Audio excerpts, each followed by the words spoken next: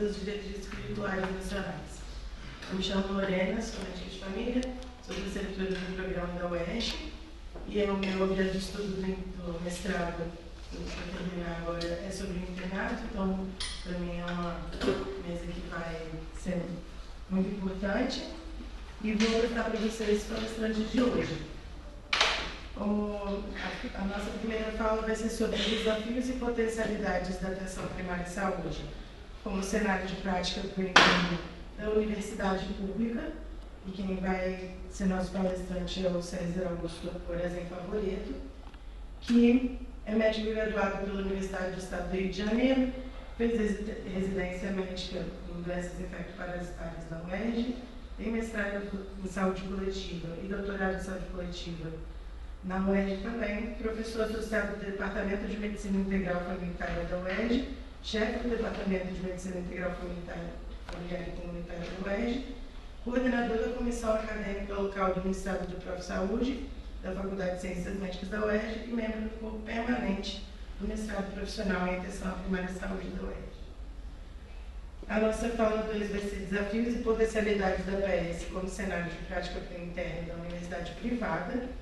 Quem vai ser a nossa palestrante é a Júlia Bárbara Morelli Rosas, e possui graduação em Medicina pela Universidade Federal do Estado do Rio de Janeiro, residência pela Universidade de São Paulo, mestrado pela UERJ, e é docente da Faculdade de Medicina de Petrópolis, responsável pelo internato em saúde da família, e atua nos temas de medicina de família e comunidade, saúde LGBTQIA+, e gestão de serviços de saúde.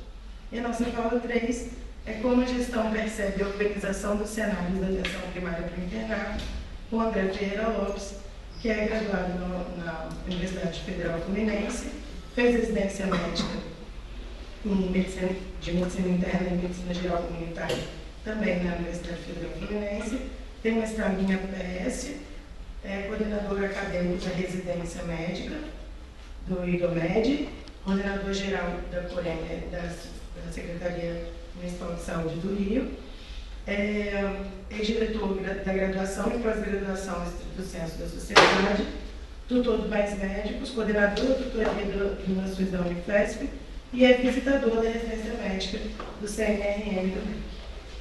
A gente pode começar então, professor?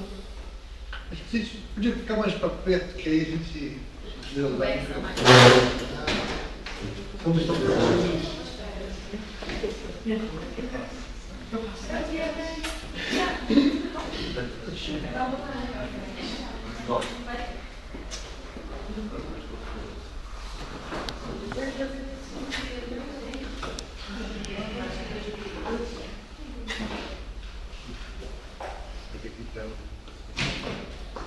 Não. Vou ficar sentado, né? Só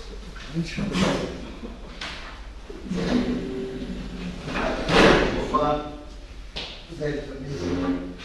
Bom, bom dia, pessoal. Muito obrigado pelo convite, né? Júlia, Letícia, da Comissão do Universo. Prazer estar aqui, esse período de Petrópolis. Então, eu sou César, como a Marina falou, né? E quando eu vim preparar esse trabalho, foi interessante, né? Porque eu falei assim, vamos resgatar o que é o internato. De alguma maneira a gente vai falar um pouquinho do que é esse internato, né? E depois apresentar um pouco da história desse internato, como é que ele de alguma maneira chegou até onde a gente está hoje, pelo menos umas impressões. E falar um pouquinho também sobre as dimensões que envolvem, né, esse processo de formação de serviço que é o internato. E pelo final, trazer um pouco da experiência que a gente teve como professor e também do projeto que eu estou coordenando já há um ano, que é um projeto que os alunos de graduação estão investigando sobre o internato, né? Então, eles fizeram uma observação das clínicas, eles fizeram entrevistas com os alunos, né? E a Lorena, que é me orientando do mestrado, vai complementar isso vendo a visão dos preceptores sobre o internato, né? E tudo isso foi muito motivado porque o internato era uma coisa que foi acontecendo E, na verdade, quando a gente vai ver a literatura sobre o internato, tem muito pouca coisa consolidada sobre o que é o internato, como ele deve ser, quais são realmente as competências. A gente tem um trabalho que foi de 2016 da sociedade, que o pessoal do Sul fez lá na o FISPAR, né? O FISPAR. E aí você vê que no próprio trabalho eles falam que eles não encontraram muita coisa sobre internato na literatura nacional e que tomaram como base algumas referências, alguns protocolos de internato do Canadá e da Inglaterra. Então, acho que é uma coisa tão importante, né, que a gente precisa, de alguma forma, se debruçar. E por isso eu fiz aquele projeto de pesquisa e por isso eu incentivei a Lorena a também trabalhar nessa perspectiva. Mas aí eu fui fazer um pouco dessa linha do tempo. Pode passar, Lorena. Pode passar tudo. E aí, o que foi interessante é que eu vi que desde 70, desde a década de 70, eu estou envolvido no internato.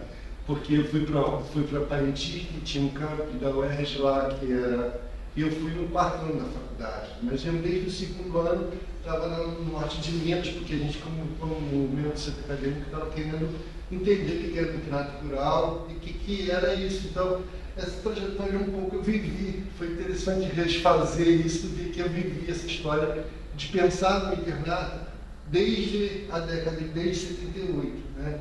Desde que eu entrei como aluno na faculdade, sempre lutando para que tivesse internato, né?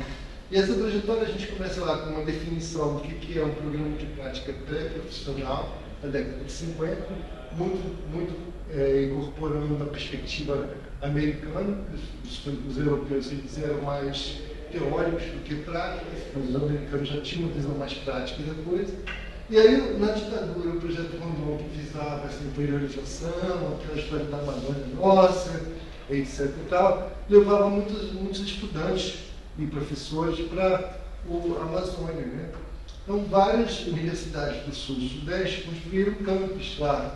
E interessante que o Rodrigo, que vocês devem conhecer, que era do Acre, fez o doutorado dele sobre exatamente o internato na Amazônia.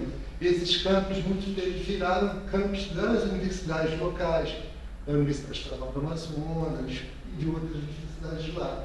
E o projeto de internato lá continua. Isso é interessante falar que mesmo uma coisa que a gente tinha muita crítica, né? Eu lembro que eu estava lá no meio, lá em Parintins, que fui para uma rádio e desci o cacete no projeto Rondon, né? Que eu achava um absurdo aquela população ter um atendimento, uma atenção tão pontual e tão desorganizada, né? Mas mesmo assim as coisas se constroem, as coisas constroem de alguma maneira uma história, né? Constroem sujeitos, constroem espaços e vamos por aí diante. Só é interessante que aí o mural do Rio de Janeiro, ele tá errado, né? Em 82 ele começa muito vinculado ao projeto de atenção integral à saúde, das ações integrais de saúde, que foi um precursor do SUS, né? E aí havia necessidade que os municípios do Estado, de todos os estados do Brasil, todos os municípios do Brasil, estivessem se estruturando para um processo de municipalização. Né? Então aí você teve um incentivo do INAMP de criar essas possibilidades de estágios nesses municípios do interior do Estado.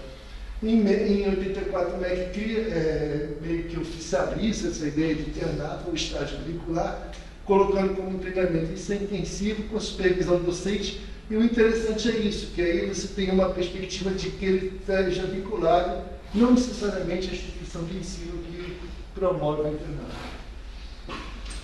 Aí o internato de Minas, que foi pioneiro um pouco nessa história, muito fruto de pessoas militantes da esquerda que eram do PCdoB, né, que estavam tentando estruturar um pouco um trabalho de massa, e aí eles juntaram isso com um projeto da Fundação Kellogg's e conseguiram começar. E primeiro teve uma reforma curricular na FMG e essa reforma previu o internato rural.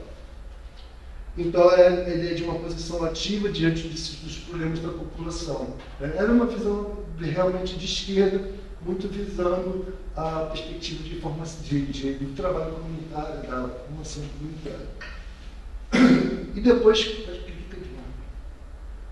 E aí você vai ter, depois disso, claro, a implementação da proteção da família, em 96, e a gente começa a ter o que a gente chamava mais de internato rural, chamava de internato extramuros, que ocorria nas unidades de clínicas da família, nas unidades básicas de saúde no município mesmo, no estado. Né?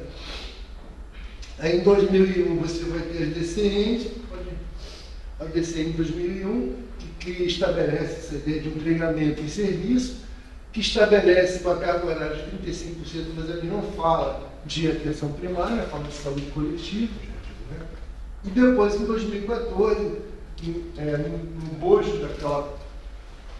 da crise que a gente viveu em 2013, 2014, foi uma resposta que, na verdade, o governo Dilma queria dar à sociedade. Uma das poucas respostas que teve foi na área da saúde, né, com a criação do programa Mais Médicos para o Brasil, e junto com esse programa Mais Médicos vinha um programa de infraestrutura das unidades de saúde e o programa também de mudança da educação médica, né? E aí havia ali uma ideia muito forte de terminalidade do curso médico, de que ao formar o graduando você estaria formando o generalista. Essa é uma discussão que já existia e continua existindo, né? Se a gente vai formar o generalista ao final do 6º ano, né? E isso é uma coisa que a sociedade sempre debateu, e sempre foi muito contrária a essa ideia de terminalidade. Sim, uma formação generalista, mas não uma ideia de terminalidade, não uma ideia de que você vai dar conta da complexidade que é uma formação do generalista como médico de família e comunidade. Aí, como a gente fez uma avaliação do internato, em vários aspectos, aí a gente foi ver essa coisa das competências, né? Eu confesso a vocês que eu nunca fiquei satisfeito com essa distribuição de competências, eu acho que um saco, né? Porque é muito grosso falado ali e pouca síntese, na verdade, né? E quando você vai esmiuçar. Então, nesse trabalho do pessoal do Sul, de 2017, eles falam de uma competência geral e uma competência individual. E eu entendi que, na verdade, a gente trabalharia muito mais com uma dimensão de ensino-aprendizagem, que seria ética e política. E eu acho que é importante ter essa noção da política nessa dimensão, né? E uma outra dimensão que seria a técnica operacional. Então eu pensei mais dessa forma do que uma competência geral, uma competência, porque eu acho que a gente está envolvendo muito mais do que uma questão de modo de ser, de modo de atuar, mas de uma forma um estilo de pensamento, uma forma de ver o mundo, de ver a prática, de ver o outro que você está prestando atenção. Então eu pensei nessa ideia de uma dimensão ético-política, onde entraria a questão da alteridade, né? Quer dizer, o cara vai para o território, de alguma maneira ele é afetado por aquilo, né? Ele precisa ter algum posicionamento frente àquela realidade que ele está encontrando, até de dizer que aquilo não interessa a ele, mas ele tem que se posicionar de alguma forma. Da mesma maneira, a alteridade em relação aos grupos sociais, a diversidade cultural que as pessoas têm. Eu acho que fica mais claro aquilo que ele viu lá no primeiro ano da faculdade sobre determinantes sociais de saúde, né? A necessidade da população, e uma coisa que eu acho que a gente ainda trabalha muito pouco, né? Que é a construção social da saúde, que é um termo que a gente usava muito na década de 80 e que a gente esqueceu de usar, de pensar, né? Como a saúde é uma construção social, né? E política, eu diria também. O reconhecimento do direito à saúde, aí a atenção primária, dentro dessa perspectiva, a responsabilidade social do médico, você não falando da empatia como uma atitude, não a empatia como uma habilidade, mas a empatia como uma atitude ética, política mesmo, né? E a ressignificação do saber médico, quer dizer, é relativizar um pouco essa verdade médica, esse saber médico, frente aos outros saberes que eles se confrontam. No ponto de vista técnico operacional, são um pouco daquelas coisas que a gente já está cansado de ver, né? Que é habilidade clínica, comunicação, né? Trabalho em equipe, né? etc, etc e tal. No fundo, assim, a ideia de, eu acho que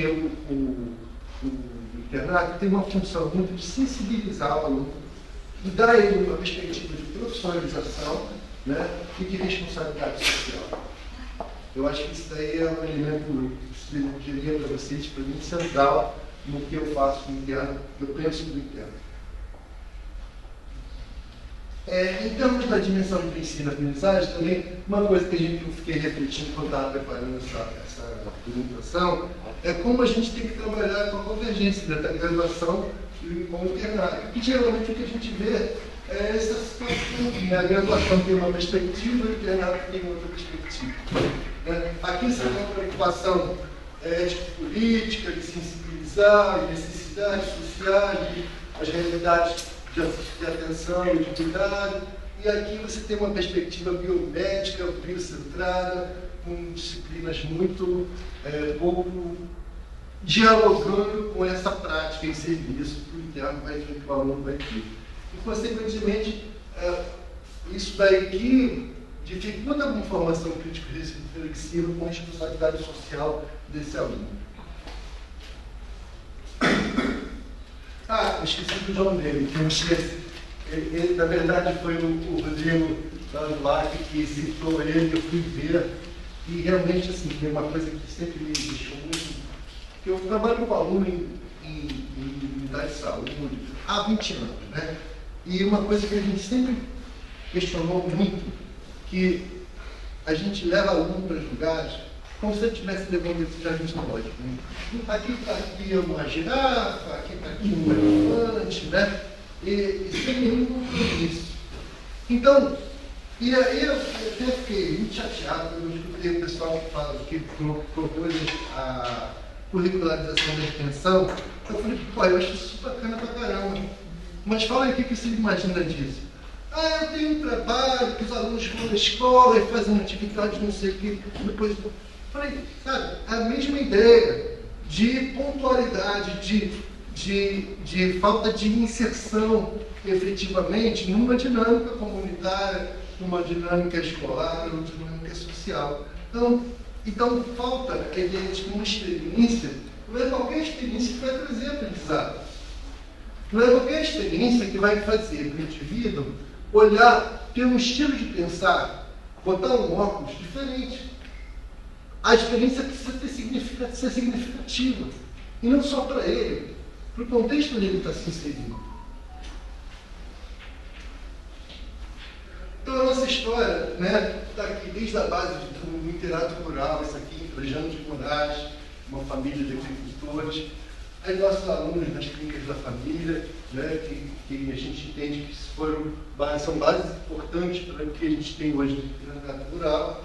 E o que é outra base que é fundamental para a gente, na UERJ, é a nossa residência, né? Os nossos residentes e os nossos preceptores da residência. Eles são hoje a base de sustentação e de formação desses campos internos. Então a gente tem, eu gosto dessa ideia de, em vez de ser graduação, ser um pré-internato, né? Que o pré-internato, então, seria disciplina, já que a gente trabalha com a disciplina de abordagem comunitária, a disciplina de abordagem familiar e a disciplina individual, seja muito assim. Pré-internato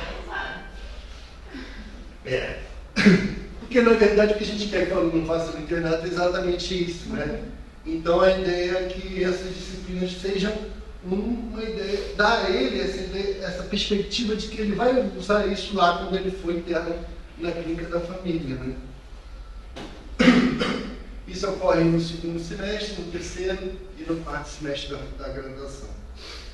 Nosso internato ele em 12 semanas, né, que ocorre nas clínicas da família, né? Os alunos ficam 6 turnos semanais lá, que nós temos ainda o ambulatório de ensino integral. A gente não abandonou o ambulatório de ensino integral como uma estratégia de formação, porque o ambulatório de ensino integral, além de ser muito caro, a gente, né, formou todos nós no governo, ele é uma experiência em que o aluno tem um protagonismo que na clínica da família necessariamente ele não vai ter. Né? Em que ele tem uma agenda, ele tem uma sala, tem uma agenda, tem um preceptor a cada 5 alunos, em que ele acompanha as pessoas durante ao longo de um ano E isso é uma experiência que a gente tem, que a gente não encontra em outras faculdades, e que a gente acha que, mesmo essa clínica tendo dado um upgrade muito importante na formação do nosso aluno, o AMI não deixou de ter sua relevância, apesar disso. Então, no quinto ano ele faz, com a reforma curricular, ele faz isso no quinto ano, a clínica da família, mantém o AMI e faz o plano geral. A fala dos nossos preceptores é que nossos internos chegam lá com um manejo melhor dos pacientes do que eles vêm de outras universidades. Né? Talvez essa possibilidade de estar mais próximo da prática, mesmo que não seja na clínica da família, mas também lá no ambiente do ambulatório e no plantão, ajude isso.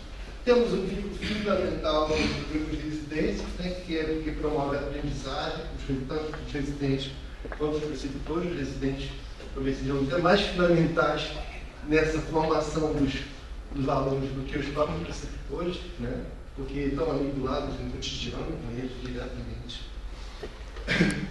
A gente preconiza que esses alunos estejam inseridos nas equipes, que hajam aula, acompanhamento semanal, que é uma questão que a gente ainda está precisando organizar melhor, ainda é muito frágil isso. E em relação à avaliação, a gente faz uma autoavaliação quinzenal, com características de atividade e propõe um projeto de intervenção. Estou muito contente que tem 2 alunos apresentando o projeto de intervenção aqui do lado do meu.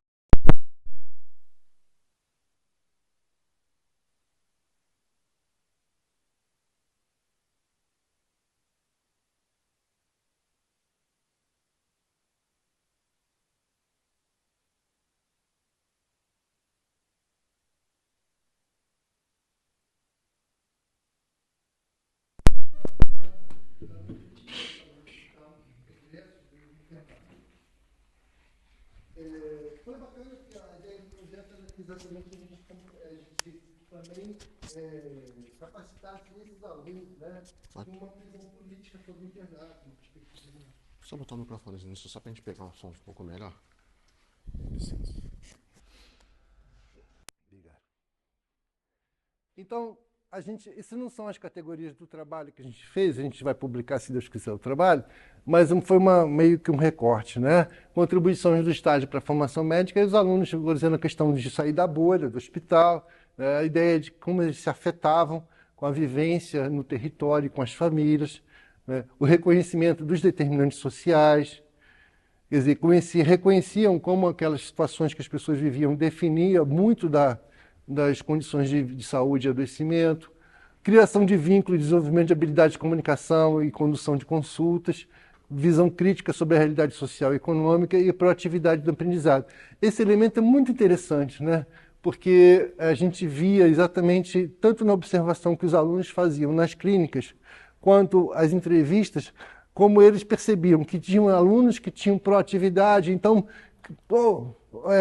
chegavam lá para Thaís, onde eu posso atender um paciente hoje, não sei o quê, iam para a sala de espera, iam para conversar, buscavam conhecer e se envolver com o dia a dia daquela clínica, né? Geralmente esses alunos se integravam às equipes e faziam uma série tinham um nível de aprendizagem bem diferente de outros que tinham uma perspectiva passiva.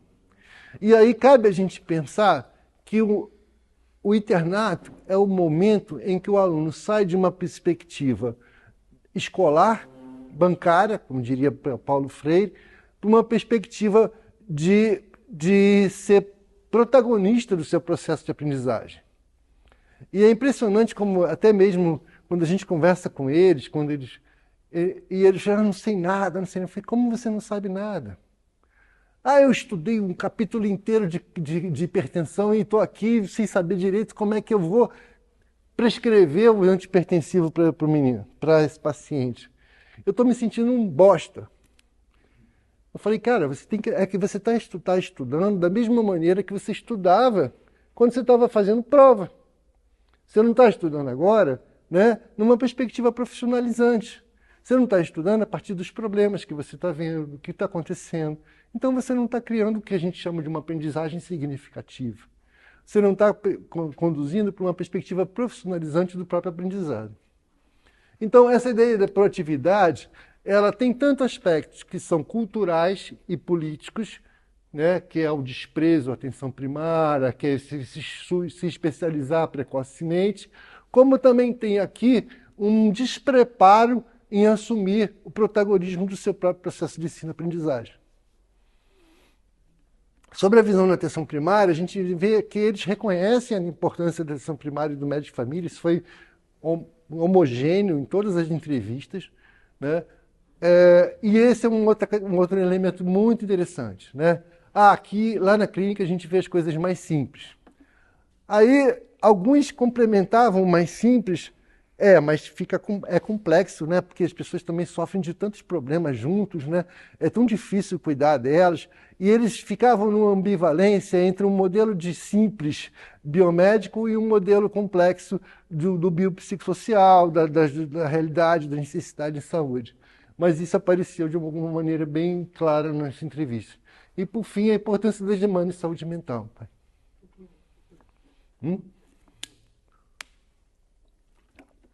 Tá, pode passar tudo. Algumas falas desses entrevistados, né?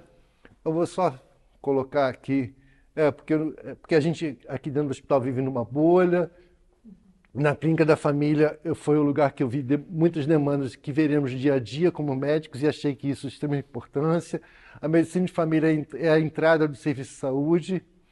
Mudou um pouco a dinâmica de você ter uma postura mais passiva com relação às coisas e adotar uma postura mais ativa, exatamente esse processo de ser protagonista. Residentes são muitos parceiros e disponíveis para tirar dúvidas. Os preceptores tiram dúvidas, discutem casos e ajudam a traçar condutas. É o papel do preceptor e do residente nesse processo. O médico de família tem papel importante no atendimento integral dos pacientes. E, por fim, eu acho que essa frase é bem legal. Você na rua, você consegue evadir o olhar o tempo todo, sabe? Você estando na visita domiciliar, participando ativamente como parte do processo de promoção da saúde, você não tem essa opção. Você se depara de frente com essa realidade e tem que abraçar ela. Que é a ideia de que você precisa ser afetado por esse processo. Por fim, aqui tem algumas coisas que são desses 30 anos de como acompanhando o internato, desde a hora que eu queria que o internato existisse até hoje em dia, como orientador, é que eu ainda percebo muitas fragilidades estruturais e atitudinais. Como fragilidades estruturais, a gente tem a questão da violência nos territórios, que cada vez ela fica mais impeditiva do aluno ir fazer VD, fazer trabalhos comunitários. O acúmulo de internos nas clínicas. Então você tem as clínicas, as nossas principalmente na P22, são muito disputadas por várias instituições de ensino, privadas e públicas. Isso leva a uma sobrecarga muito grande de alunos numa clínica só. Ainda tem o estágio da SUSEM, né, que inclui lá mais demanda de alunos para aquela clínica, que causa uma escassez de consultórios, porque as clínicas não foram pensadas como espaços docentes, foram como espaços assistenciais. Então, geralmente, só tem um consultório por equipe, no máximo tem 2. E quando tem 2 é uma maravilha, mas geralmente não tem um espaço sobrando, né, em geral. E aí a questão deles fazerem atendimento, deles acompanharem, deles serem mais protagonistas fica um pouco dificultada esse processo. Não impede, mas dificulta. E, consequentemente, essa questão do acúmulo e além das outras atividades que os preceptores são incumbidos, né, eles são muitas vezes RTs da unidade, eles têm o trabalho com os residentes, eles têm trabalhos gerenciais, muitas vezes são quem está pensando o cotidiano da clínica de modo geral, além de atender as demandas que, de certa forma, elas acontecem os picos de demanda com as epidemias que a gente tem, né? A heterogeneidade nos processos de aprendizagem entre as clínicas e entre os períodos do ano. Períodos do ano porque, como a gente tem um internato muito muito junto com a residência. Por exemplo, no início da residência, os alunos fazem um diagnóstico comunitário. O interno que está lá vai vivenciar aquele diagnóstico comunitário de uma maneira muito melhor do que provavelmente o interno que vai entrar quando a residência já está no final do primeiro ano, né? E entre as clínicas, porque cada clínica tem um universo muito diferenciado, né? Tanto de preceptores quanto de realidades assistenciais, territórios, etc. Poucos instrumentos para reconhecimento dos preceptores, aí a universidade, de alguma maneira, ela não consegue dar o retorno que o preceptor mereceria por esse trabalho junto aos internos, né? No máximo declarações, e não há um trabalho, não digo nem de prolabore, mas de vinculação mesmo à instituição acadêmica, né? Acho que isso é uma coisa que está muito aquém ainda. Heterogeneidade em definição do papel desse docente que vai até a clínica uma vez por semana, né? Ainda não se sabe direito o que ele vai fazer ali, como ele vai fazer, né? A gente espera fazer um grupo focal com os docentes agora na próxima semana e começar a caminhar um pouco nessa perspectiva de problematizar essa questão. Pouca integração entre as disciplinas de graduação e internato, como eu já falei antes, e principalmente no município do Rio, a gente não tem uma COAPS, pelo menos que eu saiba, não tem uma comissão, né, organizadora da atenção, que de alguma forma pense sistemicamente essa entrada dos alunos nas diferentes unidades de saúde do município para articular isso de uma maneira que seja melhor. Pode passar? Eu chamo de fragilidades atitudinais, né, que envolvem muito o aluno em si e a sua relação com esse processo de treinamento que ele está vivenciando, né? Então, ele traz muitas vezes um foco em especialidades focais, na graduação e no espaço de internato, mesmo nos outros estágios de internato. Ele vivencia muito essa coisa da especialização focal, né? Perspectivas de mercado que ele traz e que muitas vezes são impeditivas dele se pensar em outro lugar. Preconceito com o SUS e com a APS, dificuldade de lidar com o sofrimento social. Alguns não querem nem pensar nisso, né? Querem se afastar dessa perspectiva. Sobreposição de atividades acadêmicas e extracurriculares. Nossos alunos atualmente eles têm projeto de extensão, projeto de iniciação científica, projeto de não sei o quê, projeto de não sei o que lá, além dos estágios que fazem fora. Isso, de alguma maneira, atrapalha aquela imersão dentro do internato. Falta de empatia com as desigualdades sociais e culturais. A gente encontra, mesmo sendo uma universidade que tem 50% de alunos de cota, a gente encontra essa questão forte ainda, né? Falta de proatividade, preconceito com o trabalho em equipe e, por final, essa coisa de valorizar as atividades curativas em detrimento da educação em saúde e reunião de equipe. Muitos não entendem a questão do que é uma reunião de equipe, o que deve fazer ali ou não. E aí até mostrei uma foto que isso aqui eles adoram, né? Estão fazendo lá um procedimento que a Lorena vai fazer uma biópsia aqui. Aquilo ali é quase o céu. Vai lá, fechando. Para fechar, então, gente, o que a experiência desses 30 anos me traz, que tanto quando a gente está cuidando das pessoas, quanto quando a gente está fazendo a educação, a gente tem caminhos a escolher, né? Quando a gente está mostrando uma clínica para os alunos, quando a gente está inserindo eles em alguma atividade, a gente tem caminhos. Vou fazer da demonstração, né, não comprometida, ou fazer uma possibilidade de envolvimento, responsabilidade e criação de vínculos com aquela realidade que eles estão vivendo. Então é isso, gente.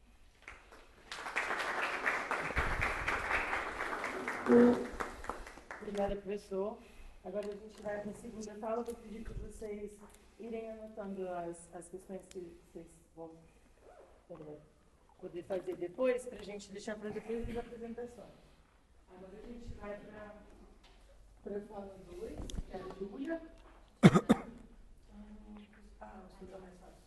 Eu acho importante, né? Então, eu fiz a graduação na Unirio, já estendi minha mão para a Ana Luísa aqui, que é a docente da Unirio hoje em dia. E eu fiz na DCN de 2001, né? Então, eu me formei e o meu trabalho de conclusão de curso foi o que fazer desse internato de saúde coletiva que a DCN colocava E eu entrevistava as pessoas e eu queria ir para a realidade e não tinha nada, não tinha nada. Meu curso foi eu tentando descobrir o que eu poderia talvez fazer de aproximação na realidade.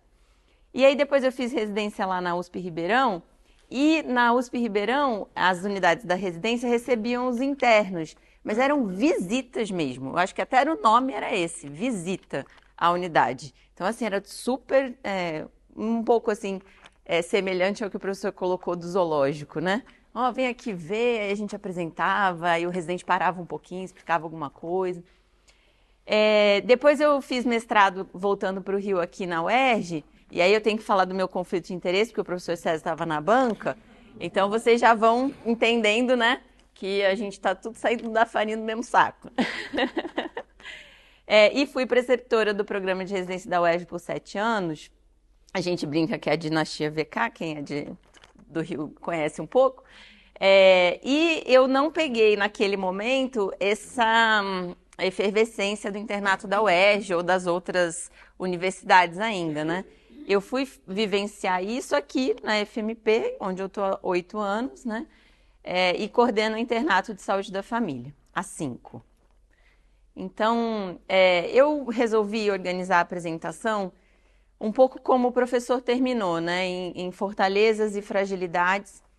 É preciso dizer, né, que uma das fortalezas que a gente tem aqui é o fato de que a gente tem uma cidade, uma universidade que tem vocação para a saúde, né, que surgiu a partir do curso de medicina.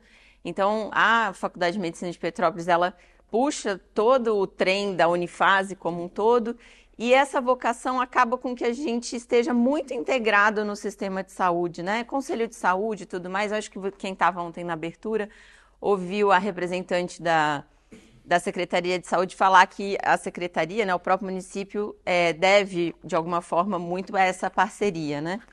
Então, isso acaba que cria uma situação um pouco especial para essa instituição privada, muito diferente, talvez, da situação das instituições privadas do Rio de Janeiro, ou talvez de outras instituições do interior também, né? E eu acho isso relevante porque a minha incumbência de fala era no sentido de qual que é a particularidade da privada, e eu acho que aqui a gente tem esse diferencial, mas que a gente também precisa ter esse olhar para o que acontece nas outras realidades das instituições privadas, tanto no interior quanto na capital. No restante do interior, eu acho que se repete um pouco essa dupla, né? Uma instituição, um município. Pelo menos no interior do Rio de Janeiro, tirando o norte, né, que Itaperuna e Campos acumulou um pouco alguns cursos, né? Eu acho que tem 3 naquele núcleo. A maioria é assim, então um município mais ou menos tem que ser o cenário daquela instituição, e essa parceria vai ocorrendo de forma que as coisas se ajudem, né? Bom, mas aí voltando aqui para Petrópolis, todas as fotinhos são fotinhos do internato, tá? São coisas que aconteceram, são fotos que os preceptores me mandam ou que os alunos compartilham, e aí só para mostrar, para ilustrar para vocês, né? Então, começando pelo que vem dando certo, né, nesse caminho aí de 5 anos. Pode passar, Lulu. Como é que a gente funciona? Duplas ou trios de alunos que ficam 12 semanas na mesma equipe, experienciando os atributos da PS, especialmente a longitudinalidade. A gente não tem um AMI, e aí a gente faz a longitudinalidade pela primeira vez, praticamente, no curso, quando chega no 11º período, então é o último ano, assim. Aos 45 do segundo, a gente consegue garantir que o aluno veja esse atributo, por exemplo, né? Mas a gente trabalha todos eles, com certeza.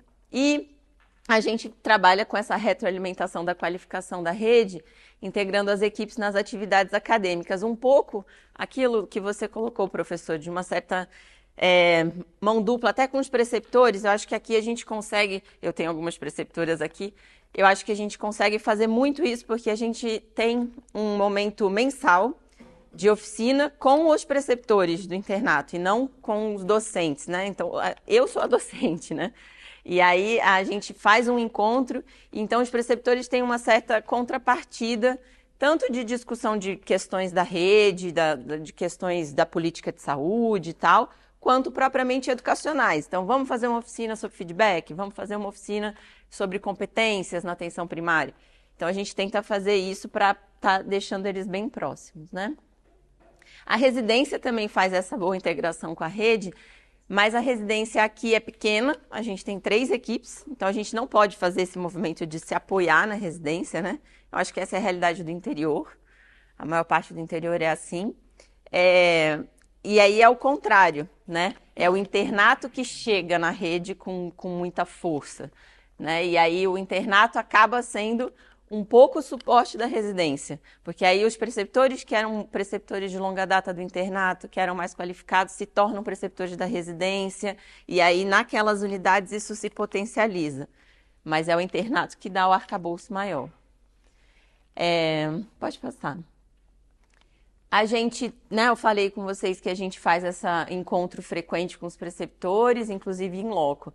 Para dar uma noção de números, né, eu acho que ajuda, a gente tem 20 unidades, em média, envolvidas com o internato, né? O município tem 47 equipes de saúde da família. Então, a gente chega a mais ou menos, um pouco menos da metade, né, da rede tá envolvida. E aí a gente tem, então, duplas de preceptores sempre. Isso é uma coisa que talvez seja uma particularidade. A gente trabalha com a ideia de que o internato, ele é em atenção primária, em saúde da família. Então, a preceptoria é compartilhada do médico e do enfermeiro, né? Então, como a gente está com essa dupla sempre, ao mesmo tempo em que a gente consegue permitir que as questões educacionais não causem tanta sobrecarga no preceptor, né? A gente também já está colocando uma dimensão ético-política que o professor sintetizou tão bem. Eu quero roubar aquele slide para mim, não sei vocês, eu vi que ela tirou foto. Porque realmente, né? Aquela síntese preciosa. Então, a gente consegue inserir um pouco desse ensino da dimensão ético-política nessa posição, que é política mesmo, de dizer, teu preceptor é a enfermeira é a tua preceptora, e ela vai assinar a tua presença, ela vai te avaliar, e a gente deixa isso muito claro, né? É uma dupla de preceptores. A gente consegue fazer uma certa contrapartida para o município diretamente na assistência através de matriciamento, que é uma coisa que acontece no Rio de Janeiro também, né, André? Algumas instituições conseguem, né, no nosso caso é matriciamento de psiquiatria nas equipes, e a gente está começando a ampliar um pouco mais o telematriciamento de outras especialidades. Mas uma coisa que a gente preza aqui é porque, assim, eu, às vezes, tenho uma sensação, como docente responsável pelo internato, que eu sou completamente massacrada por turmas que entram e saem, e eu fico assim, meu Deus, mas eles já estão saindo e vão chegar mais 40 e eles já vão sair. E eu fico assim, eu não conheço essas pessoas, eu não sei quem eu estou formando. É um desespero, assim, para docente, aquela docente raiz, você ficar vivenciando isso é muito difícil. E uma coisa que a pandemia deixou, um rastro que a pandemia deixou, foi o aporte teórico no internato.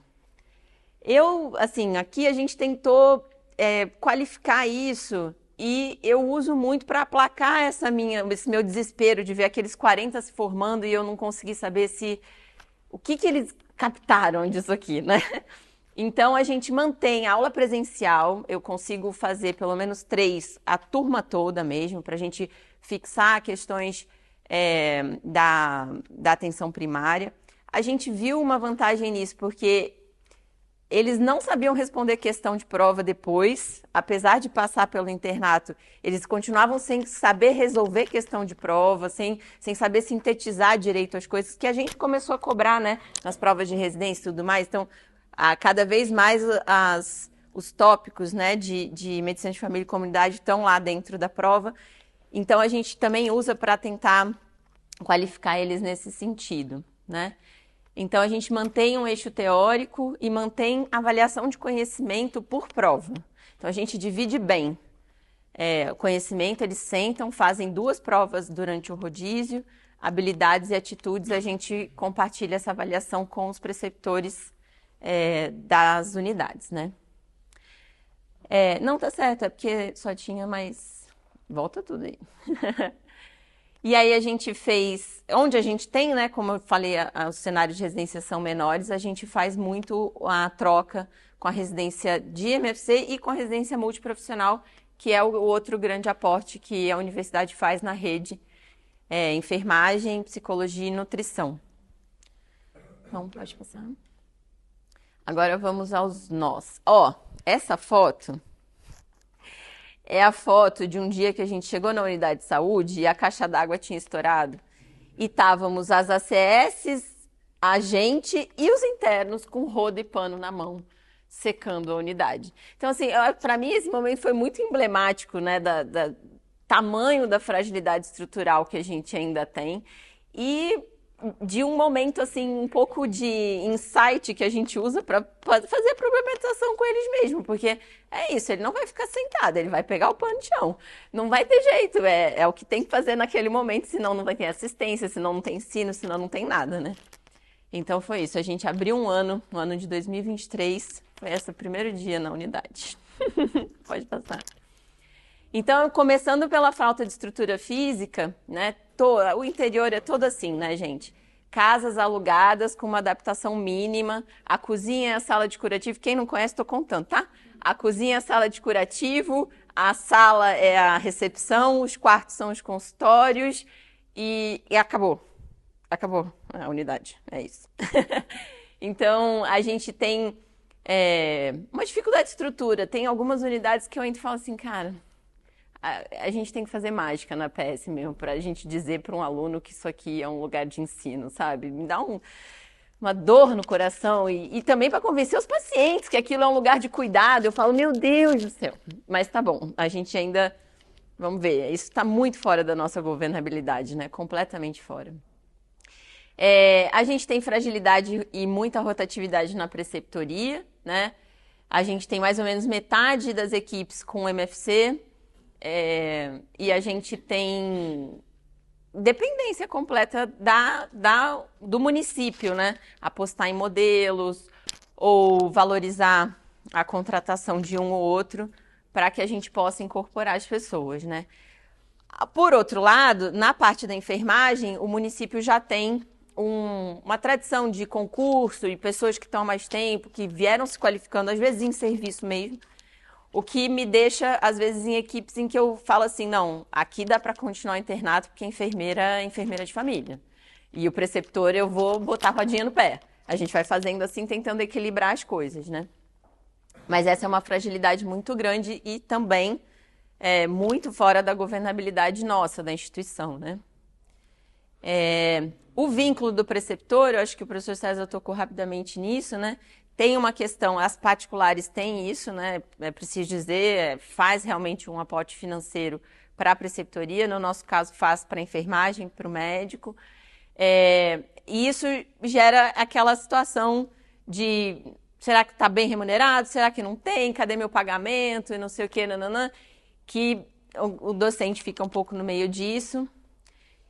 E gerando também essa sobrecarga para os preceptores de alguma forma. Mas, no geral, eles recebem bem o internato, no sentido de que entendem que dá um gás, né? Essa é uma fala muito forte, né? Assim, quando a gente recebe aluno, isso traz energia para a equipe, porque diferente do Rio de Janeiro, as equipes elas estão muito assim, aqui no cantinho delas, isoladas, sem essa troca, sem essa movimentação toda. Quando você começou a enumerar tudo que tinha na clínica da família, eu falei, meu Deus do céu, aqui a gente chega com o internato e a gente é aquela luz, assim, não, vem cá, vamos ficar juntos, vamos discutir as coisas e tal, né? E aí um pouco da questão da heterogeneidade entre as equipes, né? É muito pouco similar as experiências. As diferenças no território a gente espera, né, que sejam diferentes. Mas os processos de trabalho das equipes variam muito, principalmente forma de agendamento, completude da carteira de serviços. E aí a gente tem uma preocupação de tentar trabalhar isso com o município, mas é isso, o município que não tem uma aposta clara, nem na estratégia de saúde da família, que ainda abre o BS tradicional, né, e faz festa para abrir o BS tradicional, a gente fica realmente assim, nesse fio da navalha de qualificar uma equipe sem uma estratégia política clara do município nesse sentido, né?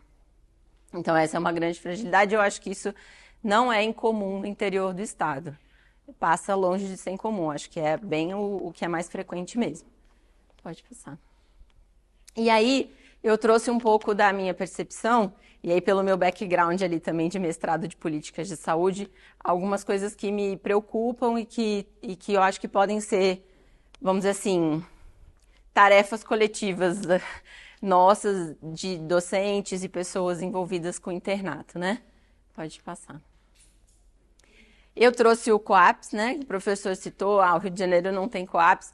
Na verdade, o que acontece é que é um instrumento que não vingou, né? Ele foi, no meu entendimento, na minha compreensão, ele foi criado no bojo desse processo que o professor falou dos mais médicos e de todo esse movimento de DCN e tudo mais, só que ele não conseguiu ser útil na prática. Então, pode passar o próximo. Aí a gente tem uma revisão, por exemplo, que foi feita e publicada agora em 2024, e que nos resultados consta lá, né? O COAPS é evidenciado como instrumento de aproximação das relações institucionais ao promover a participação e o compromisso das partes na efetivação da integração ensino-serviço. Entretanto, ao longo desses últimos anos, foram ínfimas as evidências científicas acerca de suas contribuições para direcionar a formação no e para o SUS. As evidências científicas são ínfimas porque o uso do instrumento foi ínfimo, né? Esse é o saldo que a gente tira do COAPS. Pode passar, Lô. E aí a gente tem... pode voltar, então, só um pouquinho. A gente tem esse desafio, né? E aí, então, qual é o instrumento que a gente vai usar para regular essa relação? Que é muito inocente a gente achar que a gente vai ter docentes e instituições completamente preparadas para realizar essa interface, para realizar essa integração, Brasilzão afora, com a realidade que a gente tem nos estados brasileiros, no interior, na capital. A gente precisa, obviamente, que MEC, Ministério da Saúde, conversem de novo sobre isso e coloquem uma proposta, claro, conversando com os municípios e com as instituições também, coloquem uma proposta que possa ser um instrumento mediador dessa relação. Faz muita falta, né? Faz muita falta. Pode passar. Aí eu trouxe um pouco mais à tona, né? Um pouco do que o professor também tocou, que é a disputa de públicas e privadas, mas também não só públicas e privadas, mas entre as privadas também, e o poder de barganha. Eu coloquei a foto da dona Ozenir, que frequenta o nosso grupo de idosos ali, porque é uma disputa pela dona Ozenir, é um negócio assim, né? As instituições querem quem é que vai levar o seu aluno para perto daquela senhorinha do grupo. E é difícil isso, porque as públicas têm um poder de barganha que eu não consigo nem dizer, que é muito menor do que o poder financeiro das particulares em poder propor uma remuneração para o preceptor, em poder propor uma contrapartida para a rede. Então, e as próprias particulares também disputam entre si. E aí a minha pergunta, né? A gente vai permitir que o mercado vai regular essa relação ensino-serviço, essa integração, esse nome que a gente usa há algumas décadas já, e a gente está vendo que é isso, a gente não tem um instrumento público, então a gente está deixando o mercado fazer esse trabalho, né? Quem tem o maior poder de barganha. Então pode passar. E aí eu queria trazer uma questão, que é uma questão talvez de bastidores, mas que eu achei importante trazer aqui. Talvez o André também tenha alguns comentários sobre isso. Mas a gente só tem internato na PS hoje, resumidamente, difusamente pelo país. É claro que tem toda essa história que o professor César trouxe, então a DCN não surge do nada, mas a gente tem essa realidade em todas as universidades, porque a gente tem uma DCN em 2014 que diz: você tem que fazer, certo? Tem que ter 30% na atenção primária. Atenção primária e urgência, né? Dividem ali essa porcentagem. Falei certo, Lorena? Ela é especialista disso. Então, a gente avançou muito, mas não é se Deus quiser você vai publicar isso não, professor. O senhor tem que publicar esses achados do internato, porque a gente tem 10 anos da DCN, a gente tem uma disputa por revisão das diretrizes curriculares nacionais de medicina. E essa disputa por revisão, entre outras coisas, é para tirar os 30% de obrigatoriedade na PS. Não é por outra coisa. Tem muita gente incomodada. Óbvio que tem. Tanto pelaquela disputa pequena de universidade de quem tem maior carga horária, mas por uma disputa ético-política mesmo. Por que está levando os meninos para conhecer a realidade social? O que são esses esquerdistas, né? Porque todo mundo da PS vira esquerdista. Então, a gente tem que entender essa disputa e publicar mesmo, correr atrás da gente qualificar esses internatos pelo Estado afora, no nosso caso, né?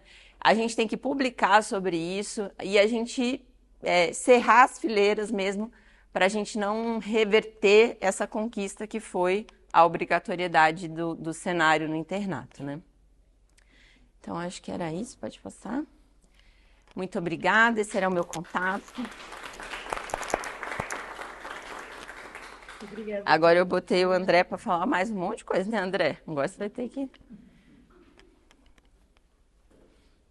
Agora vamos para a fala dele. Não é dentro da academia. Várias pessoas que eu conheço aqui já na sala também, de universidade, docentes, pessoas que estão envolvidas com internato, com residência. Bom, minha fala é de uma outra posição, né? Apesar de eu ter um vínculo docente, não estou em sala de aula mais, eu tenho um vínculo docente com a Estácio, hoje IDOMED, mas meu foco é mais no eixo de residência médica, de ajudar a implantar residência médica nas regiões do interior do Brasil, Maranhão, Pará, Ceará, etc., que são as residências que estão acopladas aos cursos de medicina que estão sendo abertos na lógica dos editais do Mais Médicos para a interiorização do trabalho médico. Mas no Rio, acho que desde que eu voltei para o Rio em 2011, essa aproximação com a graduação médica, não só os currículos, mas internatos, sempre foi um eixo muito estratégico da gestão, entendendo que esse momento é um momento muito particular e precioso de sensibilização dos alunos para experiências que os despertem numa possível prática profissional na especialidade, como médicos de família, ou na atenção primária à saúde, né? Entendendo a atenção primária como aquele espaço que a gente milita e que a gente pensa como organizador do sistema, como redutor de iniquidades, etc, etc. Posso passar aqui? Então, só para vocês... A gente está falando de escalas, né? A Júlia está falando de Petrópolis. E a gente está falando das outras universidades do estado, né? De Valença, de Vassouras, de Teresópolis. Então, a gente está falando aqui do Rio de Janeiro, né? Que é uma grande metrópole, segunda maior do país, com 6.200.000 pessoas, uma extensão territorial importante também, dividida por 10, podemos dizer, distritos sanitários, cada distrito sanitário desse do tamanho de um município de grande porte, né? Cada distrito sanitário desse quase com uma rede de atenção inteira, com urgência e emergência, com maternidade, com atenção primária, com rede de atenção psicossocial. E não só o Rio de Janeiro inteiro, mas cada distrito sanitário desse com esse desafio de gestão que é você ter, às vezes, 5 entes fazendo gestão no mesmo espaço. Você tem, às vezes, o ente federal, você tem o ente MEC com os universitários, você tem o ente estadual, e aí estou falando de entes estadual, por exemplo, com hospitais gerais especializados, né? O ente municipal, obviamente, e ainda as organizações sociais, em contratos de gestão ou em mirosques, que são outras modelagens de gestão. Então, fazer a gestão do ponto de vista da atenção à saúde já tem um grau de complexidade importante. E eu sou um militante ferrenho de que o currículo médico deve estar completamente alinhado às necessidades do sistema de saúde, entendendo o sistema de saúde como um sistema único, de acesso universal, e com as premissas que a gente escreveu na Constituição para esse sistema único nosso. Então, as necessidades de formação de recursos humanos na área de saúde de maneira geral devem estar alinhadas às necessidades do sistema de saúde, nesses moldes que eu coloquei, e particularmente isso reflete as necessidades da sociedade brasileira, né? Então, só um desenho um pouco mais ilustrativo da quantidade de equipamentos que a gente tem no território do município do Rio de Janeiro. Então, aí tem unidade de atenção primária, tem hospitais, tem CAPS, tem UPAs, tem um monte de coisa nessa complexa rede.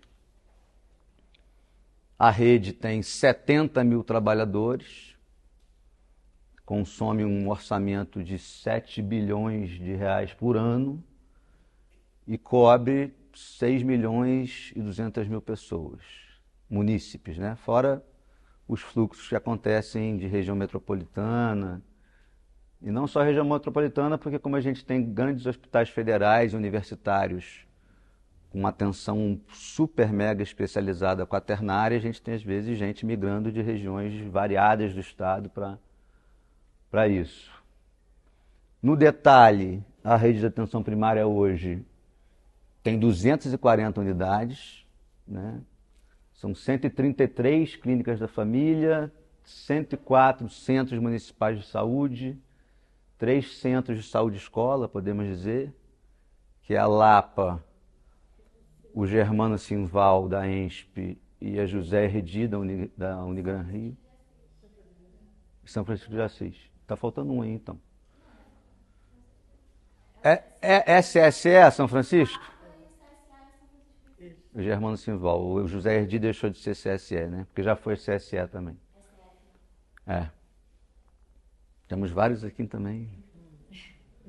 Vários componentes de velha guarda.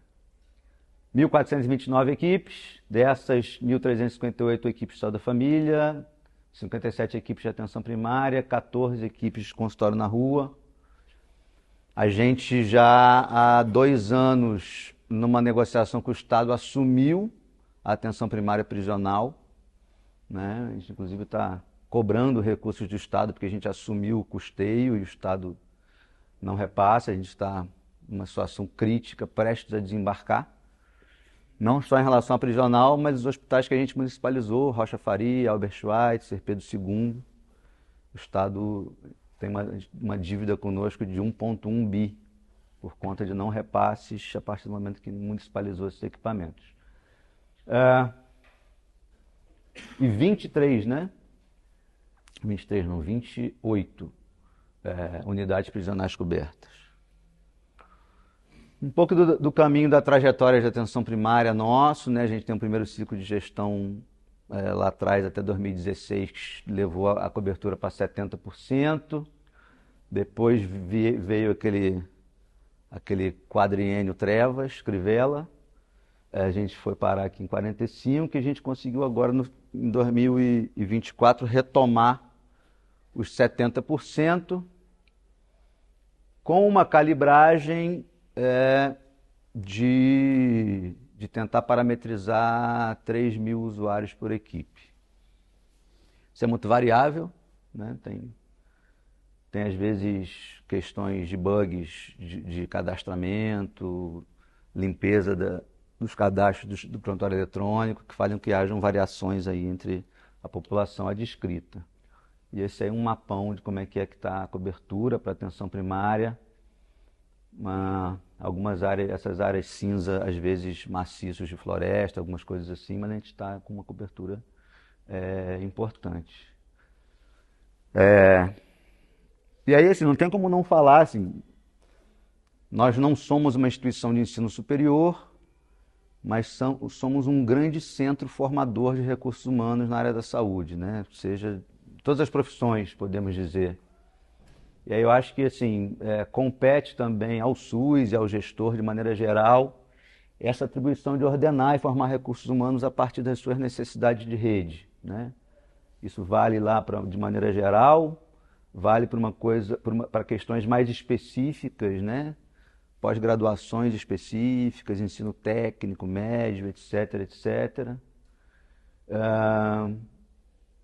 E aí acho que tem um detalhe aí, que é uma questão mais geral das das profissões de nível superior, que é, de certa forma, o gestor municipal, o ente federativo municipal, ele tem prerrogativas específicas de gerir determinados recortes da rede de atenção, né?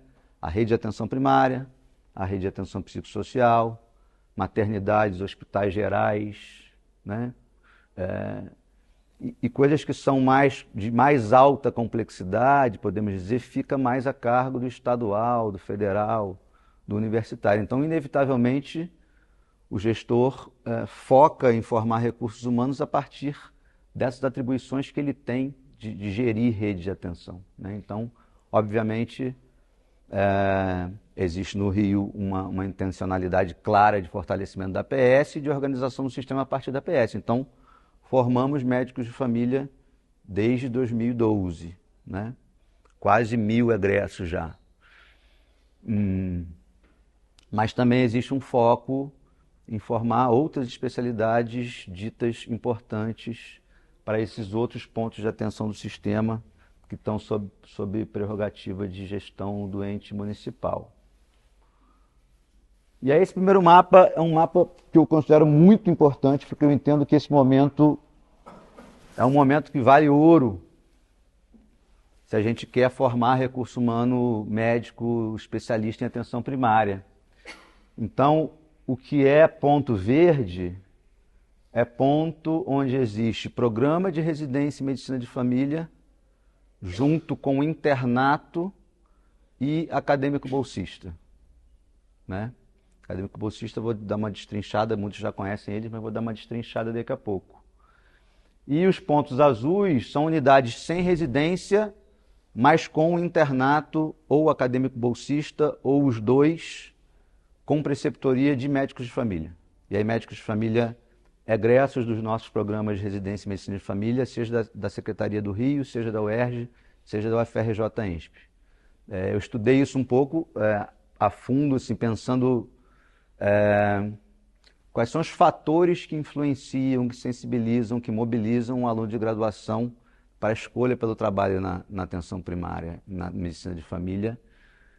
Claro que tem várias questões relacionadas à infraestrutura, a condições de trabalho, a ambiência, perspectiva de carreira, etc., etc., mas tem uma que é muito importante, que é o modelo, que é o role model, que é aquele cara que está ali e que, de certa forma, encanta, inspira e apresenta para ele o que é o processo de trabalho organizado a partir dos atributos da PS, sejam atributos essenciais e derivados, e apresenta as ferramentas da medicina de família e comunidade para ele no dia a dia de cuidado com os pacientes. Então, esse role model aí, esse modelo tem um efeito absurdo. Por isso a importância da gente fazer esse movimento de casar os cenários de graduação com cenários desejavelmente com residência, quando não residência, com médicos de família bem formados.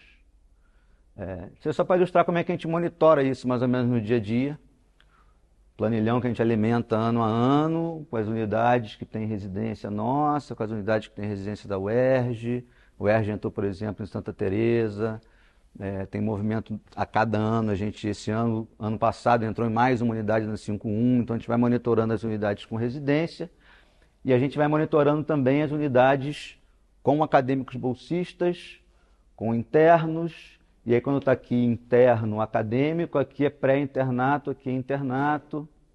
Vale para todas as outras, não está a planilha inteira ainda. A gente tem hoje 7 universidades com cursos de medicina rodando dentro do território do Rio, fora os que vêm de fora, UF, FESO de Teresópolis vem, etc. Mas eu fico super feliz, peguei esse recorte intencionalmente, porque a gente está aqui, ó, na Carlos Neri, na 33, a gente está em Dante Romano Júnior na 33, aqui Marechal Hermes, aqui Quintino, aqui Acari.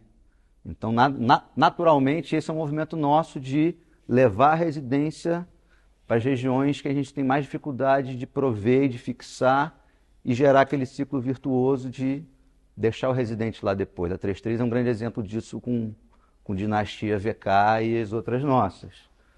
mas eu fico super feliz de perceber que de todas as unidades da 33 que estão nessa tela, todas elas têm acadêmicos bolsistas. Em algumas delas a gente tem residência médica junto, em outras a gente tem médicos de família, que estão lá, que são egressos nossos. Então o acadêmico bolsista está lá.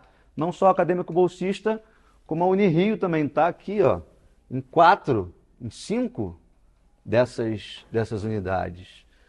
O Estácio, lá, Idomed, também está com interno e com disciplina de inserção precoce em Marechal Hermes, ou seja, esse aluno de graduação, seja acadêmico bolsista, seja pré-internato, seja internato, ele está vivendo experiências que são marcantes e que fazem com que ele volte depois como residente para essa mesma unidade, ou volte como residente para outra, mas depois queira voltar para essa unidade. A gente tem muito isso, os egressos saem em bloco, em quartetos, em trios, em quintetos e tomam conta. Mestre Molequinho do Império, por exemplo, é um exemplo. Né? Assim, tem um timaço lá, egresso nosso. Não colocamos residência lá ainda porque elas não toparam, mas é um território que tem uma estabilidade importante e tal. Mas esse é um mapão geral, aqui não está só a atenção primária, está também a atenção hospitalar, principalmente as privadas usam muitos equipamentos, não tem HUs próprios, né, como tem o FRJ ou o UERJ Unirio, então usam muito os nossos serviços de urgência e emergência, enfermarias, etc., como cenário de treinamento para os alunos de internato. Mas para vocês terem uma ideia, esse ano foram 300 acadêmicos bolsistas, a gente distribuiu equitativamente 30 vagas em cada uma das APs, 30 vagas em cada uma das 10 APs. Né? Então temos alunos em 202 unidades, né? 437 profissionais envolvidos com preceptoria desses alunos, 1.102 alunos na rede de atenção hospitalar, 1.460 alunos na rede de APS. E esse aí é meio que, já que nós não somos instituição de ensino superior, esse espaço é um espaço em que a gente tem governabilidade de induzir algumas coisas, principalmente empurrar os estágios preferencialmente para unidades com residência, para unidades com médicos de família e para regiões da cidade que são as regiões de maior dificuldade de captação, de provimento, de fixação. Esse espaço é um espaço que a gente tem autonomia, é o acadêmico bolsista. É claro que é um estágio de 10 ou 12 horas semanais, extracurricular, que eles têm que rebolar para encaixar no espaço verde da semana padrão de compromissos curriculares obrigatórios deles. Mas eu também, na minha época não existia. Na verdade, a gente criou esse programa, essa modalidade de atenção primária lá atrás, em 2011, né? Não existia. Eu fui de medicina de emergência, no Souza Guiar, lá atrás. Então, esse aqui, por exemplo, esse aqui é específico para mental. E aí, assim, acaba que as atribuições, a gente pegou esse edital e os contratos que eles assinam e a gente tentou fazer uma coisa o mais indutora possível para que ele entre em contato com as bases teórico-conceituais da medicina de família. Então, se você olhar um pouco quais são as atribuições que estão lá no edital e no contrato dele, tem quase uma imagem espelho aí em relação ao currículo baseado em competências da sociedade. É claro que isso aqui tudo não é levado à risca quando ele está lá no dia a dia, numa semana padrão acadêmica, participando das atividades da residência, né? Participando de uma sessão clínica, de uma sessão de PBI, numa sessão de Balint, de o que quer que seja, com esse processo formativo sendo conduzido pelo próprio preceptor, que às vezes é o preceptor da residência ou é o médico de família. Mas se você olhar o conteúdo programático que ele vai estudar para a prova, para fazer a prova, e hoje o programa de acadêmico bolsista é um programa muito concorrido. Eu fui descobrir outro dia que existe como se fosse um medicurso para o acadêmico bolsista. Para medicina de emergência, para atenção primária. Vou querer um percentualzinho aí. Mas você vê que lá dentro dos conteúdos tem um nicho de conteúdos para a medicina de família, né? Com os fundamentos da medicina de família, com as ferramentas da prática, sistemas de informação, prevenção, promoção. Ou seja, é uma maneira da gente tentar, de alguma forma, colocar eles em contato com isso. As referências bibliográficas são essas aí, são os nossos tratados. É o McQueen, é Moira, é o Pendleton, é o Rose. Ele precisa estudar para a prova e vai ter contato com isso aí. E aí entram as discussões que a gente faz com um currículo formal, com as universidades, né? Que aí a gente senta para conversar com o coordenador do internato, com o coordenador do curso. Eu estou fazendo menos isso agora do que eu já fiz em outros momentos, de estar ali no ombro a ombro, tensionando, provocando. Acho que muita coisa mudou de 2011 para cá. Existe bastante heterogeneidade em relação às reformas e ao formato do internato. Eu enxergo a UFRJ como uma super protagonista, né? A Universidade Federal do Rio de Janeiro hoje tem um internato de 24 semanas que integra medicina de família, saúde mental e saúde coletiva, 100% em unidades com residência em medicina de família e com preceptores. Bruno está aí, é preceptor, Ana está aí, também é preceptora. E quando não numa unidade com residência, com médicos de família bem formados para trabalhar isso. Como o César falou, não existe ainda, assim, eu me lembro de participar em alguns congressos de oficinas regulares da sociedade, quem está à frente da diretoria de graduação e pós-estricto sensu, para estruturar uma matriz de competências para o internato em medicina de família. Tem esse trabalho da UXPA lá, com Maria Eugênia, na época Zé Mauro ainda, né? E Carmen. E tem as referências internacionais, né? Aí estão os americanos, aqui está o Euract, né? Top 50, é um estudo Delphi, com votações, né? 27 participantes, os top 5 temas mais importantes de serem incorporados no currículo. Aqui a Espanha, né, que também acaba que são países, eu não coloquei aqui, mas também tem lá o CAMEDS canadense. São as maneiras da gente conseguir, de alguma forma, dialogar com quem faz gestão acadêmica dentro dos cursos, mostrando coisas que acontecem mundo afora. Existem desafios comuns, existem grandes diferenças, né? Esses países não são países que têm a concentração de renda que a gente tem, o abismo social que a gente tem. E aí, basicamente, eu acho que esse é um trabalho contínuo. Existe um ciclo que é um ciclo claramente virtuoso para a gente. Eu estava dando esse exemplo da UFRJ. A gente, ano a ano, tem uma procura pelo programa de residência em medicina de família e comunidade do Rio. Cada vez mais alunos percentualmente de uma turma inteira, cada vez mais eletivos. Existem outras universidades com internato não tão potente, podemos dizer, mas com um eixo longitudinal de saúde da família importante ao longo do currículo.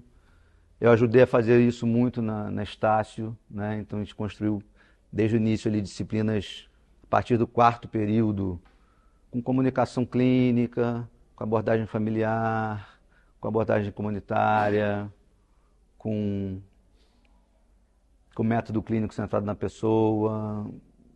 E aí no ciclo clínico você revisita essas ferramentas, PSBE. Então eu acho que esse é um desafio gigantesco,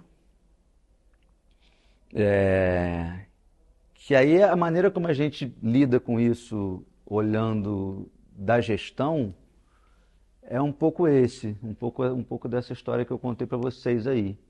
O acadêmico bolsista como sendo principal ação sobre nossa governabilidade, mas com as universidades conversando e trazendo bases teórico-conceituais que sejam interessantes para a gente trabalhar. Agora, tem muitos pontos de provocação que existem na fala do César, outros na fala da Júlia, que acho que vale a pena a gente desdobrar agora num debatezinho aqui. Tá bom? Obrigado aí, gente.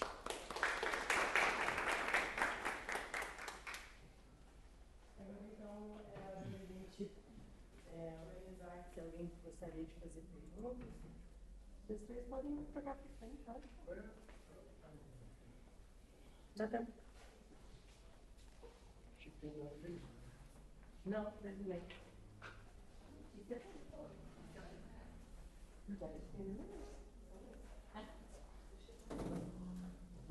Gente, falem aí, o que a gente faz?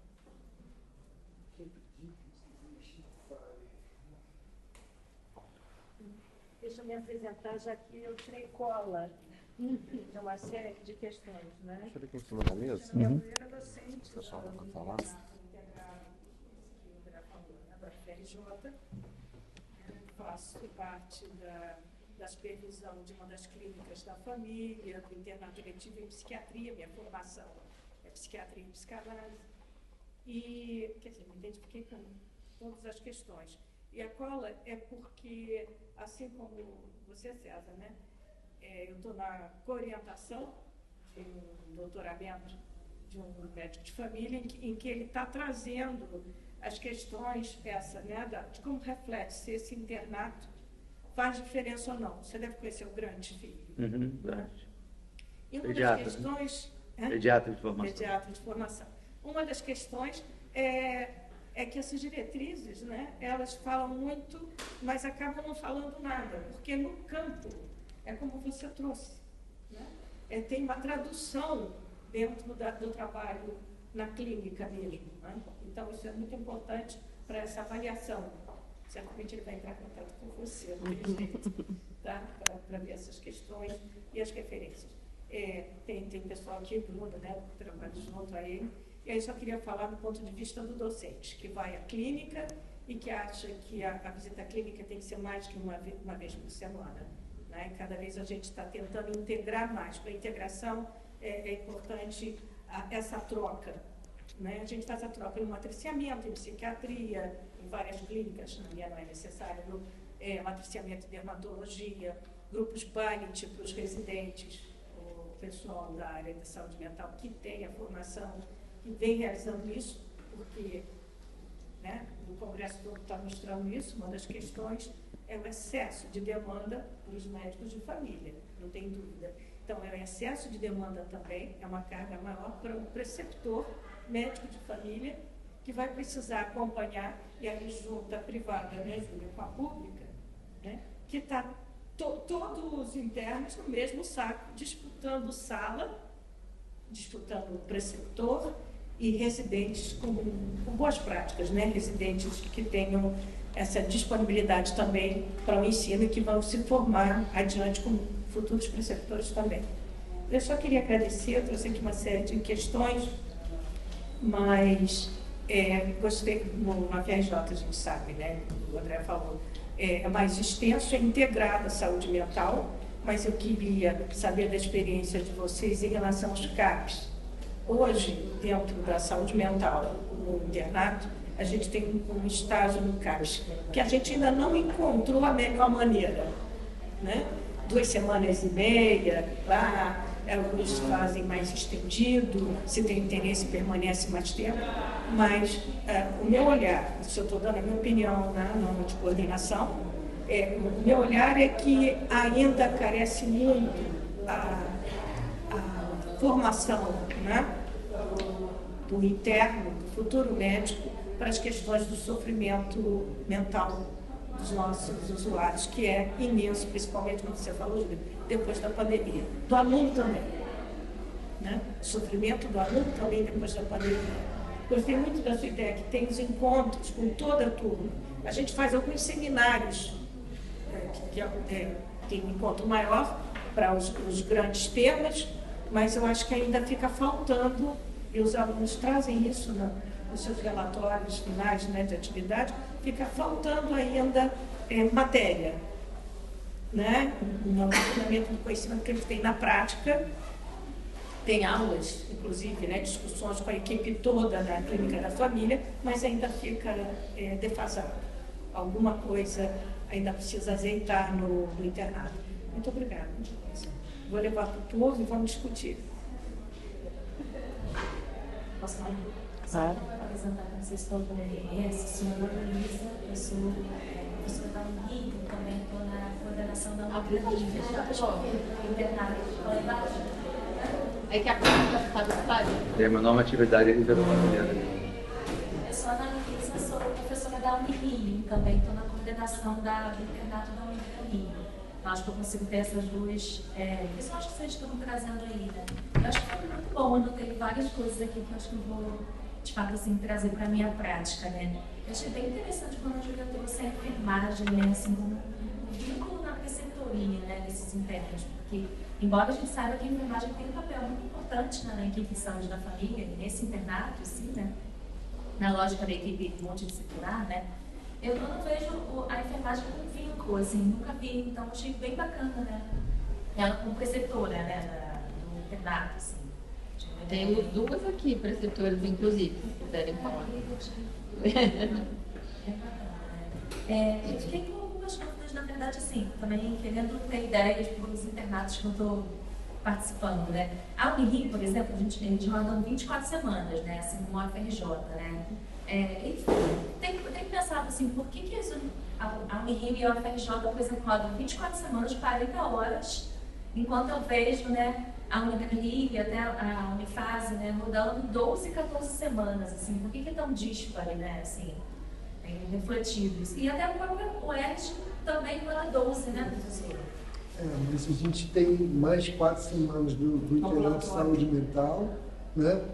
A gente tem um total de carga horária de ambulatório que chega a aproximadamente, não sei como falar, são um turno por semana durante 11 meses. Teriam 4 vezes 12, 11, 44 turnos, que seria praticamente mais um mês. Então, na verdade, a gente consegue pegar, abrange mais ou menos 6 meses de internato, que em áreas já fez da atenção primária mesmo. Sim. Então acaba ficando próximo ao não é o que a gente queria, vou te falar sinceramente. Quando teve a reforma curricular, a gente brigava por ter no mínimo 4 meses de atenção de família.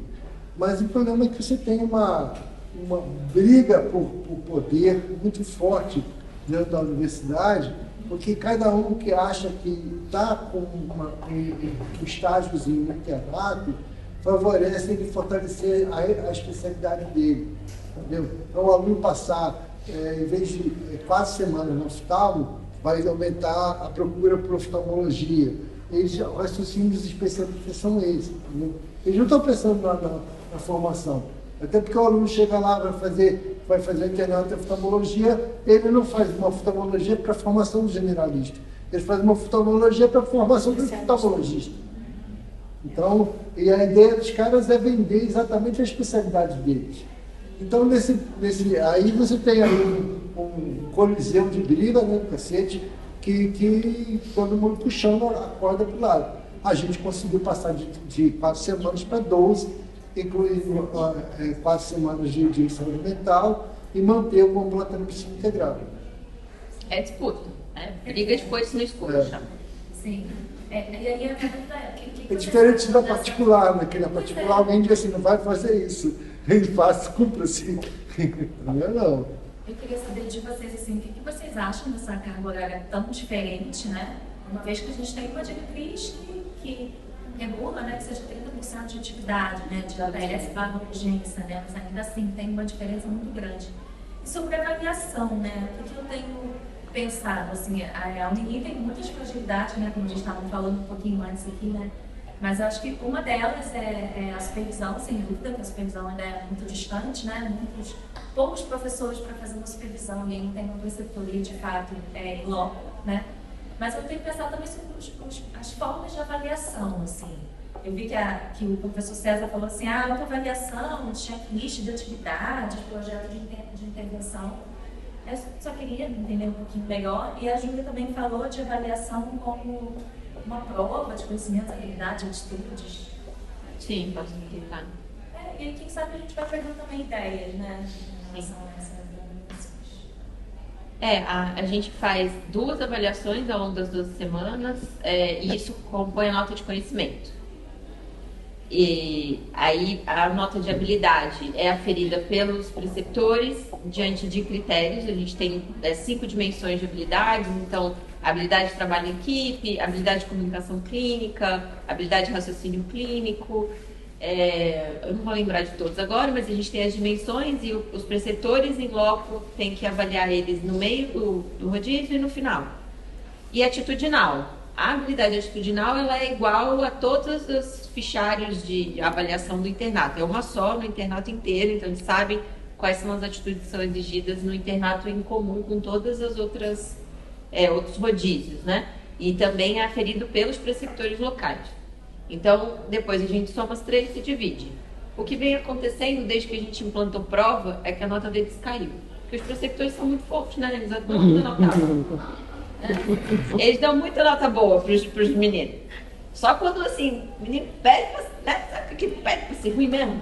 Agora, quando começou a avaliar conhecimento, aí a média de notas deu uma caída, tá ficando ali em torno de 8,5. A nota final deles. Eu acho que o que a Júlia está falando quando ela digita as aulas, né, é que quando eu fiz a apresentação eu falei da dificuldade do aluno perceber um outro modo de aprender, né, da andragogia, na verdade. Né? E aí ele não consegue denotar o que ele aprende. Entendeu? Então ele faz uma visita domiciliar, ele gosta, ele acha legal, mas ele não consegue, por exemplo, sistematizar o que é que compôs uma visita domiciliar. Né? O que é a diferença de uma visita domiciliar e uma internação domiciliar. Esse é o papel, na verdade, do preceptor. É mais do que só apresentar as coisas, é ele denotar o aluno sobre o que ele está vivendo e qual é a relação disso com o que existe de conhecimento consolidado. E isso é uma dificuldade que todos nós estamos tendo. Não é só o preceptor da clínica, é também o professor da faculdade, que também só aprendeu a ensinar a partir de um processo que é bancário. E não a partir do... Mesmo quando faz uma atividade de metodologia ativa, ela não está diretamente ligada de uma dimensão experiencial. Ela é uma experiência em si. Então aqui a gente vai fazer uma dinâmica, a gente vai representar um teatro, fazer roleplay, mas aquilo é uma experiência que termina em si mesmo. Ela não é uma coisa experiencial de uma realidade aberta, de um ponto aberto. E isso nós não sabemos fazer. Os preceptores não sabem e nem os docentes sabem. E aí a gente não consegue denotar o que está acontecendo. Por isso que a prova pareceu para a Júlia uma coisa tão importante, e é mesmo, mas por conta disso. Agora, acho que a prova não responde a isso. Né? E também acho que a questão da avaliação é um grande nó. Né? A gente ainda está muito aquém para dizer assim, o sistema de avaliação. Eu não tenho a menor paciência com esse checklist que a gente está falando. Entendeu? Eu não tenho a menor paciência com isso. Acho isso um saco. Entendeu? Até porque... Fazer, professor. Porque não, eu sei que tem que fazer, cara, mas não tenho paciência nenhuma. Por quê? Porque tudo ali, no fundo, existe um elemento, um viés de subjetividade colocado, de inter-relação colocado, que define toda a interpretação. O aluno se comunica bem com o paciente. Cara, depende. Eu fui com a cara da Aninha. Agora a Aninha participa de tudo, legal. Poxa, a cara se comunica pra caramba. Não tem jeito, gente. Isso daí não tem objetividade nenhuma. Então, o mais importante do que esse processo é a gente fazer um feedback formativo com o aluno. É para tentar fazer com que o aluno desenvolva alguma percepção do próprio processo de aprendizagem dele. Claro que ter esses elementos de referência são importantes de mim. Não estou dizendo que não serve, falando que eu sou velho que tenho um saco mais para fazer isso. Mas vocês devem fazer. Mas eu não tenho paciência mais para isso. Entendeu? E aí eu acho que é um nó que a gente ainda tem ainda por fazer. Agora, com certeza, fazer um feedback formativo é muito importante, que a gente tenha mais do que qualquer questão formativa que a gente cria. Deixa eu só falar um pouquinho da FRJ, porque é uma complicação. Existe uma pressão muito grande dos outros internatos para que o internato integrado também faça prova. Está existindo, então, a nossa avaliação não tem sido prova. É essa, igualzinho, né, o relatório. Né? Portfólio, vocês têm um portfólio, né? Eu lembro que vocês têm um portfólio. O portfólio dos alunos dos primeiros anos. Ah, tá, para internato. A gente tem um diário de campo no internato, que é semanal e que aproxima a docência, né, a gente, do que o aluno está fazendo na clínica. E trata de aspectos objetivos, mas também subjetivos. A experiência, aquilo que você trouxe muito bem, né? Que é a experiência que ele está tendo na clínica, com um espaço completamente diferente, com um sofrimento, né, da população, que muitos não tinham nem, né, não tinha ideia, e que estão num mundo completamente diferente, inclusive de trabalhar em equipe, inclusive de escutar de uma enfermeira que é que conhece melhor aquele paciente e consegue chegar, e ele vai aprendendo. Ele vai aprendendo a chegar, ele vai aprendendo a conversar e se transformando num médico um pouco mais habilitado, né? Aí vem as habilidades. Então a gente faz esse diário, tem um relatório que eles mesmos fazem no meio do internato e no final, fazendo uma autoavaliação com os conceitos básicos. Agora sim, por exemplo, vai a visita domiciliar, vai a uma educação na escola. Na supervisão, que é semanal, tem artigos em que eles vão estudar a metodologia, eles vão trazer as questões e tentar juntar a teoria com o que eles viveram na prática. Nem sempre se dá conta disso, nem sempre os prescritores podem dar conta de tudo, mas a experiência, como é prolongada em 6 meses, eles revêem pacientes muitas vezes, o paciente é deles, então essa briga pela dona fulana, né? Ainda acontece, mas eles têm essa possibilidade. E tem uma vivência muito próxima com o residente, que eu acho que é uma identificação, que você também trouxe como é importante para a formação do médico, a atitude, né? Então, é uma questão que é importante com os residentes, né?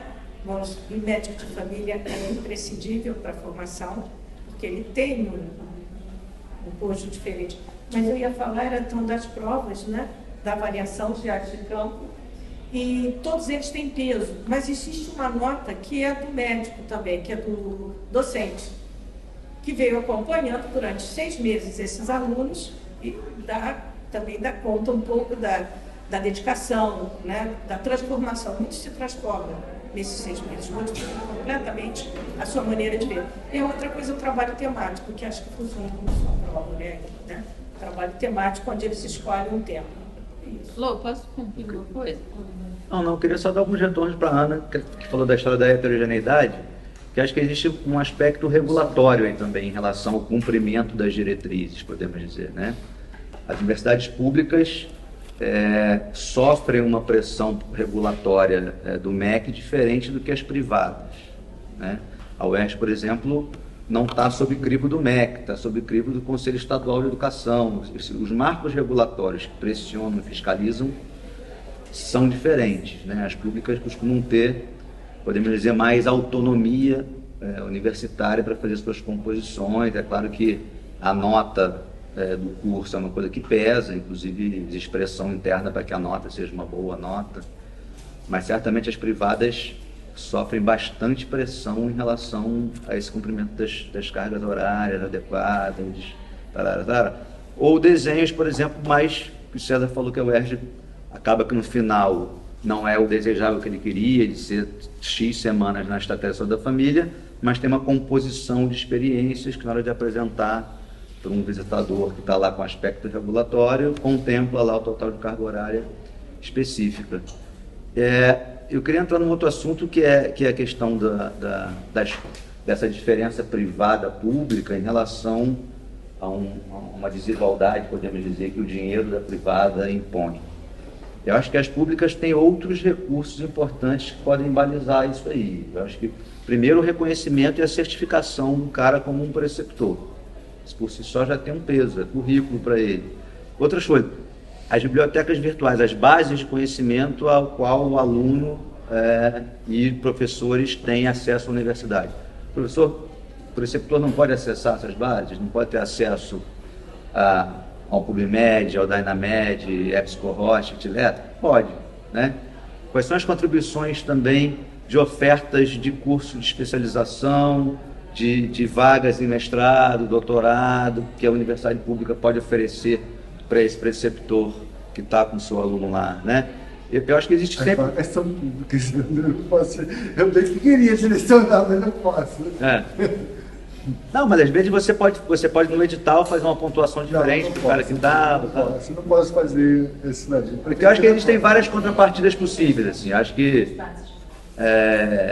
inclusive para a própria gestão, porque... Não, acho que... o gestor, muitas vezes, por exemplo, até um tempo atrás, a universidade privada tinha como se fosse um ticket a ser pago para poder ter seu aluno na rede. Cada aluno de internato na rede municipal pagava um salário mínimo. Cada aluno pré-internato pagava R$50, ou seja, no município. Isso foi o Marco Antônio, lá na gestão Crivella, que implantou.